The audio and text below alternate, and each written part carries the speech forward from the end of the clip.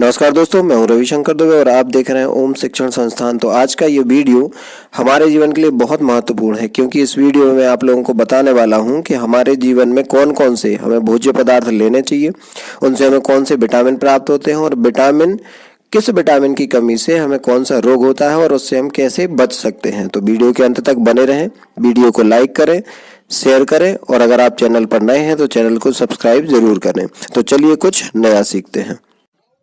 तो सबसे पहले हम स्टार्ट करेंगे, जो हमारे विटामिन्स हैं वो कितने प्रकार के होते हैं। तो जनरली विटामिन जो है वो दो टाइप के होते हैं। एक तो होता है वाटर सॉल्युबल, मतलब जो जल में घुलते हैं, और दूसरा होता है फैट सॉल्युबल। तो इन पे हम ज्यादा बात नहीं करेंगे, हम ये बात करेंगे कि कौन कौन से विटामिन, उनकी कमी से होने वाले रोग और उनको हम कौन से भोज्य पदार्थ लेकर, मतलब खाना कौन कौन सा हमें खाना चाहिए जिनसे हम उनके उस रोग को होने से रोक सकते हैं। तो विटामिन होते कौन कौन से हैं?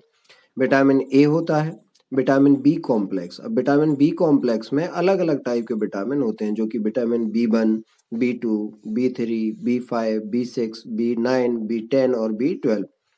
इसके अलावा विटामिन सी होता है, विटामिन डी होता है, विटामिन ई होता है और विटामिन के होता है। तो ये अलग अलग इतने विटामिन होते हैं। अब हम एक एक करके जानेंगे कि कौन से विटामिन की कमी से कौन सा रोग होता है और उनको कैसे अपन दूर कर सकते हैं। सबसे पहले बात करेंगे हम विटामिन ए की। तो विटामिन ए जो है वो दो रूप में पाया जाता है, एक तो होता है रेटिनॉल और दूसरा होता है कैरोटीन। तो विटामिन ए जो रहता है वो आंखों के लिए बहुत जरूरी होता है और यह विटामिन शरीर में अनेक अंगों, मतलब बहुत सारे, जो जैसे त्वचा हो गया, बाल हो गई, नाखून हो गए, ग्रंथियां हो गई, दांत हो गए, मसूड़े और हड्डी, इन सभी को सामान्य रूप से बनाने में मदद करता है। और सबसे बड़ा जो इसका फायदा होता है वो होता है कि विटामिन ए की कमी से जो रोग होते हैं, जैसे कि आंखों में धब्बे आना, जिनको हम वाइट डॉट स्पॉट कहते हैं, सफेद धब्बे आ जाते हैं, रतौंधी, ये नहीं हो पाता। ठीक है। तो और हमारा शरीर जो रहता है उसमें अगर विटामिन ए को देखें तो वो कैल्शियम का स्तर भी बनाए रखता है। तो विटामिन ए हमारे शरीर के लिए जरूरी होता है। मिलता कहाँ से है, अब ये देखेंगे हम। तो विटामिन ए की कमी ना हो पाए इसके लिए हमें क्या क्या खाना चाहिए?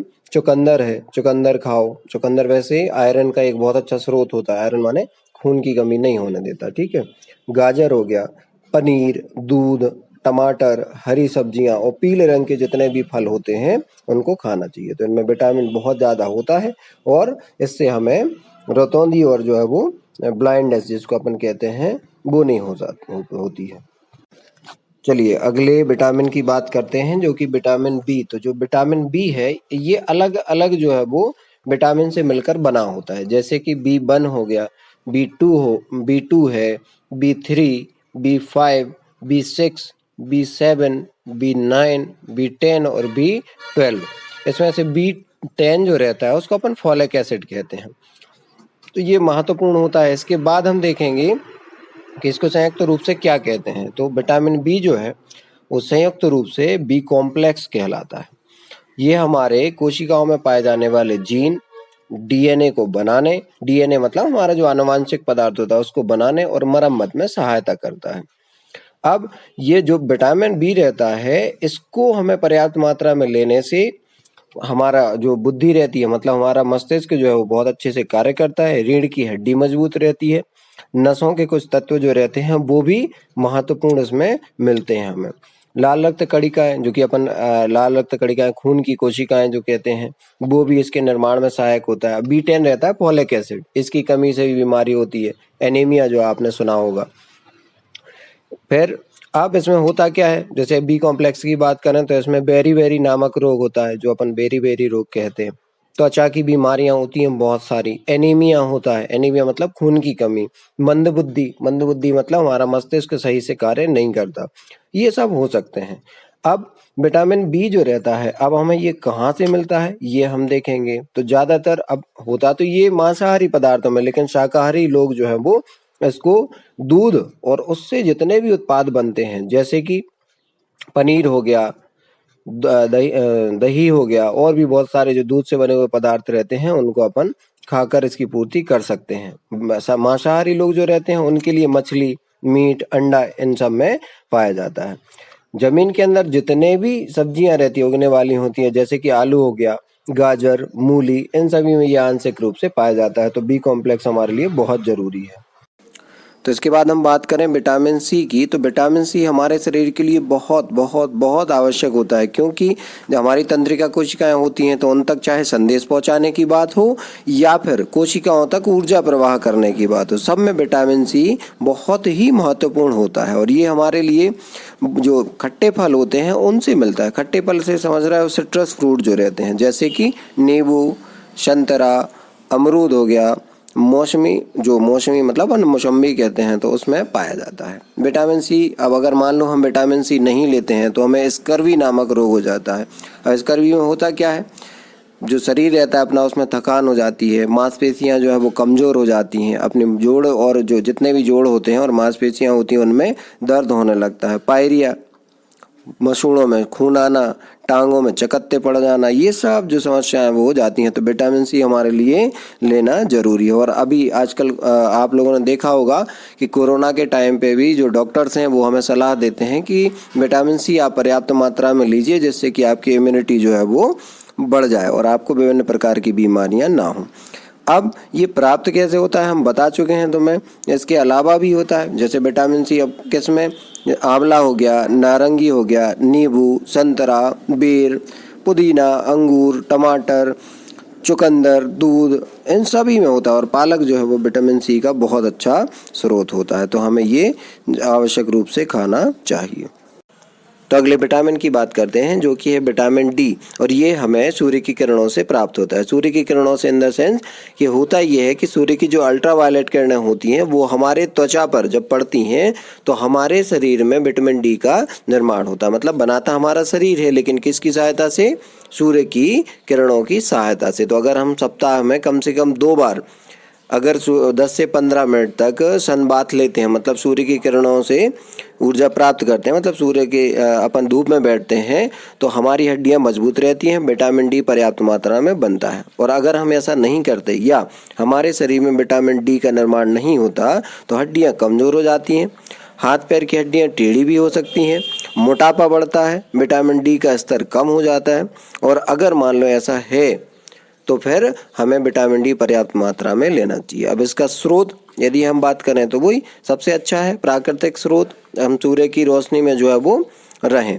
इसके अलावा दूध, अंडे, चिकन, सोयाबीन और मछलियाँ, इनमें भी विटामिन डी पाया जाता है। तो सोयाबीन अगर शाकाहारी हैं तो सोयाबीन और दूध ये आपके लिए बहुत अच्छे हैं। और अगर मांसाहारी हैं तो आप अंडे, चिकन और मछली भी ले सकते हैं। तो ऐसे आप विटामिन डी की कमी को पूरा कर सकते हैं।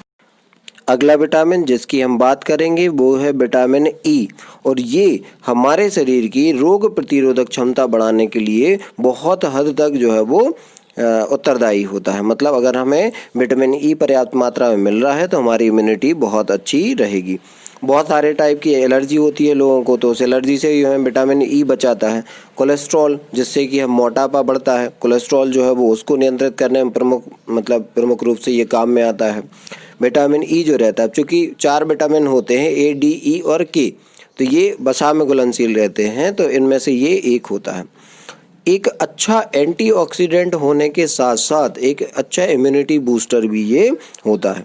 ये लगभग 8 प्रकार के जो हैं वो पाए जाते हैं। और अगर ऐसा होता है कि विटामिन ई की कमी हो जाती है तो कुछ लोगों में इम्पोटेंसी जो है वो डेवलप हो जाती है, मतलब इनकी प्रजनन की क्षमता जो है वो कम हो जाती है। तो अगर हमें विटामिन ई पर्याप्त मात्रा में लेना है तो हमें कौन कौन सी चीज़ें खाना चाहिए। तो सबसे पहला आता है, अगर आप मांसाहारी हैं तो आप अंडे खा सकते हैं, शाकाहारी हैं तो सूखे मेवे होते हैं, बादाम, अखरोट, सूरजमुखी के बीज, हरी पत्तीदार सब्जियां, शकरकंद, सरसों, इन सब में जो विटामिन ई पाया जाता है। और अगर हमारा रेगुलर डाइट, जब आपको पता है वनस्पति तेल, गेहूं, हरी सब्जियां, चना, जौ, खजूर और चावल के माड़, इन सभी में विटामिन ई पर्याप्त मात्रा में पाया जाता है, तो ये हमें लेना चाहिए।